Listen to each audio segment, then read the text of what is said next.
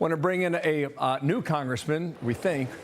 He's a congressman-elect, Mike Lawler, out of New York. He has not been sworn in. Officially, we can't call you a congressman yet, but thank you for your time. Question: did anything change overnight, or are you looking at the same situation today at 12 noon when you reconvene?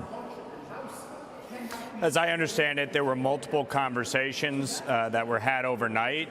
We will see if we're going to have a conference this morning or not, but I'm prepared to reconvene at noon and vote for Kevin McCarthy for Speaker. The overwhelming majority of our conference has supported Kevin from the beginning and will be supporting Kevin to the end. We are not going to be held hostage by a handful of members who refuse to negotiate in good faith.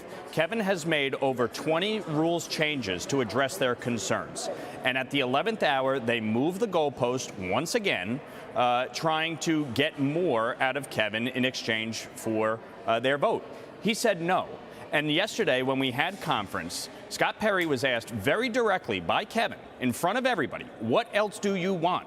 And he couldn't articulate it. Frankly, it's shameful, it's embarrassing, and they're proving themselves incapable of governing.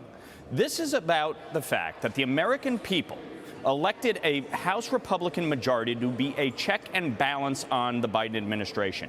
We cannot get about that work without electing a speaker. So Jim Jordan's committee on judiciary to do their investigations, guess what? Can't do it. Securing the border, guess what? Can't do it. Reining in wasteful spending, guess what? Can't do it.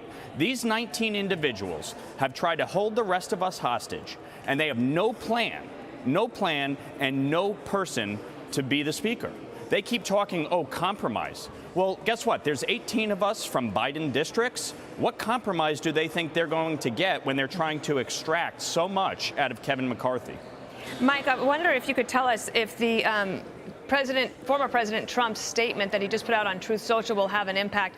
Just one of the things he said is, do not turn a great triumph into a giant and embarrassing defeat. Do you know if that will be persuasive to anyone of the 19 who are holdouts at this point? Well, it should be. Most, if not all of them, are strong supporters of the former president. And, you know, they should heed his warning. I mean, the bottom line here is this. We have been elected to a majority, 222 members. Yes, it is slim, but guess what? It is a majority. And we were elected to do a job, the commitment to America. And Kevin McCarthy led that effort to flip the House. And we are the only ones who have won consistently during his tenure.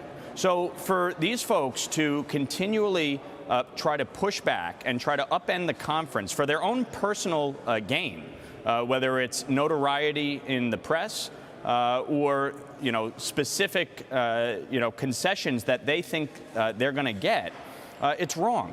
We have to work together as a conference. And, you know, this whole episode is just an embarrassment to the party. And they are doing nothing to advance the cause of conservatism and nothing to advance our agenda by doing this. Sir, thank you for your time.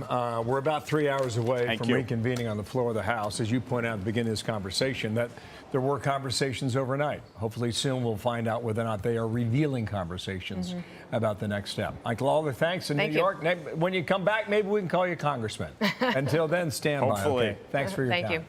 I'm Steve Ducey. I'm Brian Kilmeade. And I'm Ainsley Earhart. And click here to subscribe to the Fox News YouTube page to catch our hottest interviews and most compelling analysis.